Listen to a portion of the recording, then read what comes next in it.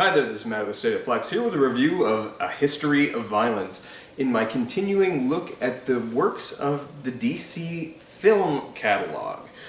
This is an unusual one in that it is based on a DC Comics but has nothing to do with superheroes, much like Road to Perdition.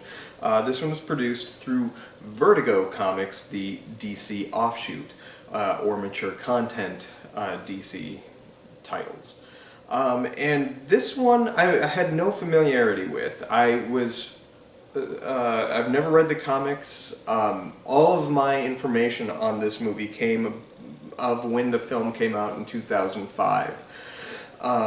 It was sort of Viggo Mortensen's next big thing after Lord of the Rings. And it was a Cronenberg movie, and it got, by and large, very strong reviews.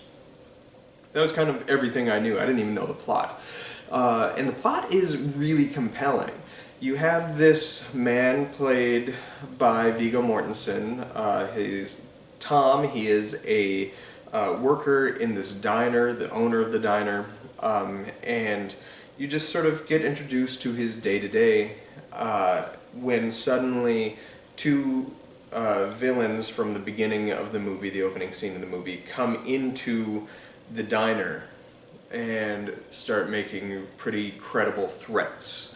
And it's at this point that a gun is pulled, Tom wrestles it away from the bad guys and commits a serious act of violence in self-defense or in defense of the people in the diner. And then a short while later, everybody in the town sees Tom as this town hero, and he doesn't want to be viewed that way. He just wants to return back to normal. But a man comes into town claiming that Tom is somebody that he isn't letting other people in on, and that this man, Tom, has a history of violence. And it is a really compelling thriller. It is a really compelling family drama, as good as Viggo Mortensen is, as well as Ed Harris and William Hurt, who show up as sort of like the antagonists of the film.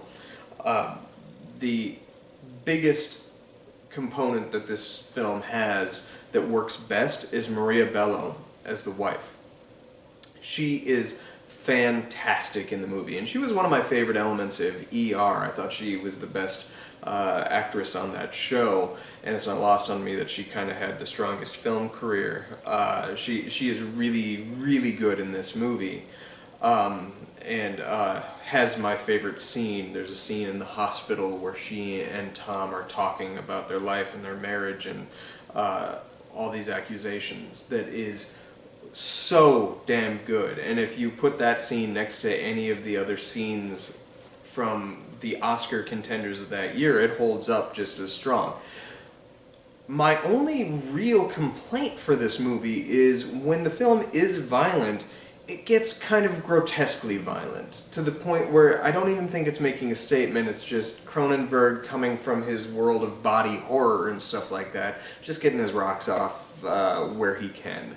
And the violence is the one thing that I would have kind of toned back on. However, I know that that is a weird criticism for two reasons. One, I'm wearing an Evil Dead shirt. And two, it has violence right there in the title. If you're going to display violence, you should show it sort of accurately. However, I do think this just goes over the top in not a silly way as Evil Dead kind of does. It just becomes graphic for the sake of graphic. There's a scene where somebody gets shot early on in the movie, and they cut to the after effects of that shot, and the camera lingers there for a minute, and it's like, why is that a necessary moment?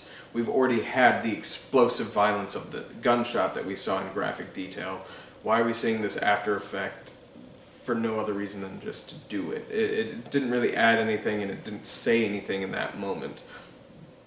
So, I digress. I'll get off my high horse. I really did like this movie, though. I give it 3.5 out of 4 stars. It is a compelling thriller. The only other complaint I have is the last 10-ish minutes didn't necessarily wholly work for me, but I don't really know how you end this movie in a satisfying way.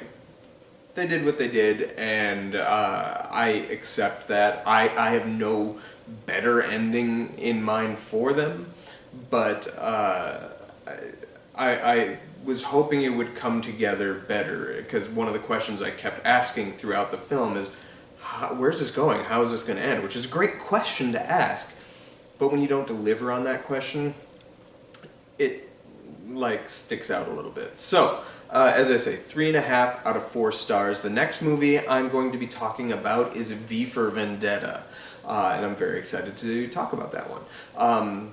Thanks for watching. Like, subscribe, do all that good stuff, and peace.